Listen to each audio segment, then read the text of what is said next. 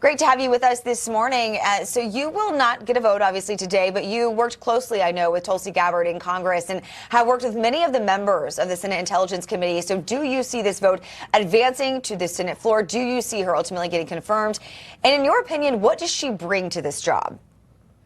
Well, look, Tulsi's a capable individual. She is focused on the nomination, and she has done her homework. That's why you see Republican senators coming home. She knows that her former party, the Democrat Party, considers her an apostate, and there's no greater sin than leaving that party and even worse, going to the other side. They just cannot countenance that. So it has to be all hands on deck for Republican votes. Tulsi is an independent thinker in many ways, which is why the Democrat Party would not have her. As you know, they walk in lockstep, often forced into it by their leadership, and Tulsi, in my experience with her, rejected that on many occasions. Look, she's a free thinker, and some people are uncomfortable with that. But like I said, she's a capable individual. She is focused on the nomination and what she's got to do to get through it. And I think at the end of it, she will be successful. Of course, it's closed door for the Senate Intelligence Committee nomination. And I know that senators have been discussing somewhat openly their support or whether they're open to something else regarding Tulsi. But I think at the end of it, she will be victorious. Yeah, it looks like it may come down to Senator Todd Young of Indiana, who may be the deciding vote in committee. So, Congressman, you serve on the Transportation and Infrastructure Committee as well, and its subcommittee on railroads, pipelines, and hazardous materials. So, Monday, Vice President Vance visited East Palestine, Ohio, assuring residents they will not be ignored by this White House 2 years after that hazardous train derailment. Take a listen. President Trump just wanted to deliver a message that this community will not be forgotten, will not be left behind, and we are in it for the long haul in East Palestine. What does that mean? Well, one thing it means is that, of course, the environmental cleanup has to get done. It's a tragedy and a shame that it wasn't done during the last administration, but I guarantee we're going to finish the cleanup during this administration under the great leadership of Lee Zeldin. So, Congressman, what do you think needs to happen to return to normalcy for the people of East Palestine? I think a lot of ways this is just a huge gesture. They just need acknowledgement that they have suffered and that the federal government under the Biden administration essentially just abandoned them and disavowed them.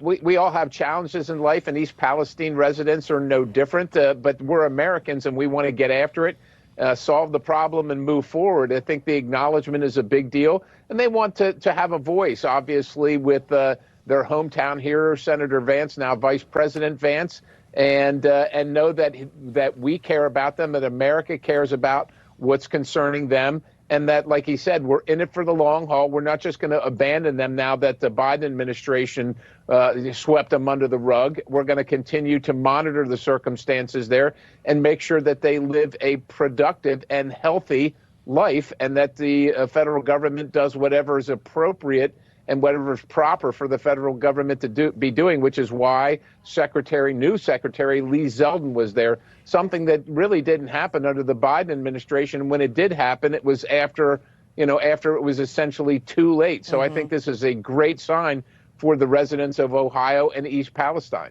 Yeah, and all of the residents that I've spoken with on this program have said they were completely ignored by the previous administration. So it's nice to see that they're not being ignored finally. I do want to shift to tariff talk while I have you here. So President Trump showing the world the art of the deal yesterday, making agreements with Canada and Mexico on border safety and delaying those tariffs for at least 30 days. Diplomacy at its finest. What did you make of the events that unfolded yesterday with these tariffs? Well, look, it's classic Trump. He's using the leverage that he knows that the United States has. He also knows what many Americans feel, that America has been left behind by its leaders for decades now. President Trump's not standing for it. We know, and he knows, that those other countries put their countries first, but he also knows that his job is to put America first. And so that's exactly what he's doing. He's using the leverage he has to make sure that America is prosperous and safe and self-reliant and independent. And I think it's absolutely a fabulous sign, and it is a sign to the rest of the world. President Trump ain't messing around. So, America's back, and and our leaders in place. So if you're cross with America, it's time to get right and come to President Trump and make sure you're in the right place with the leader of the free world. And to your point, it's about making America safe. That's what people voted for on November 5th. That's what all of this is about. Congressman Scott Perry, great to have you on. Thank you.